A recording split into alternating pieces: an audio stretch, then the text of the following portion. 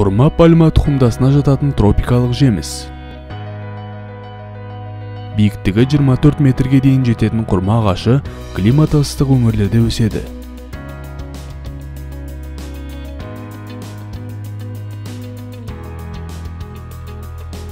Аталық және аналық болып бөлінетін құрма ағашы ескі жапырақтарының түбімен өріліп өседі.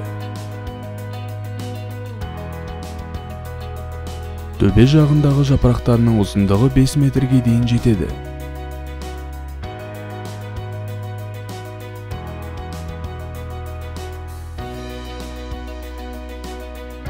Құрма ағашы отырғызғаннан кейін 4-5 жылдан соң ғана жеміс бере бастайды.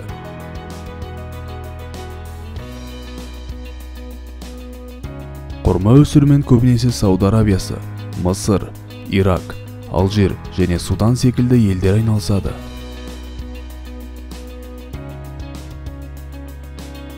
Құрма ағашы шамамен 150 жылға дейін өмір сүреді.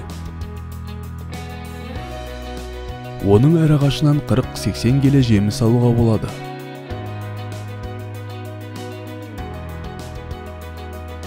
Құрма натрий, калий, магний, кальций, темір және фосфат секілді дәрумендер мен минералдарға бай. Мәселен, құрма құрамында көп кездесетін калий ағзадан натрийдің шығуына әсер етіп, қан қысымын төмендетеді.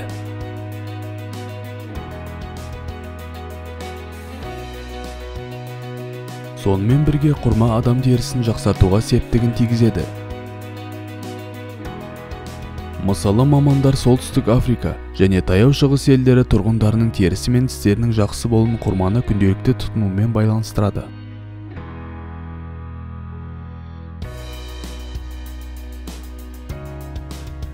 Құрманы күнделікті тұтынса, ас қорыту жүйелері жақсарады, сүйектер нығаяды, жүрек қан тамыр ауруларының алдын алады, мидың жұмысын жақсартып, адамды жасартады.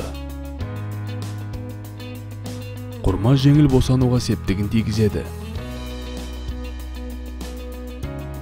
Босанған әйелдердің әлсіреген денесін қалпына келтіреді.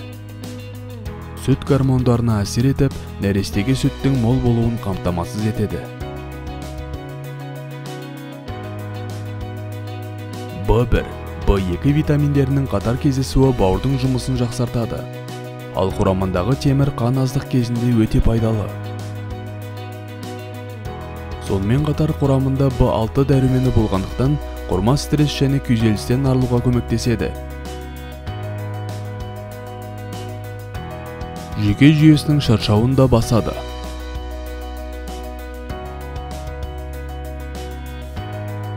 Құрамында қант мөлшері көп болғандықтан, құрма ораза ұстаған адамның күні бойға әлсіреген күш қуатын қайта арттырады.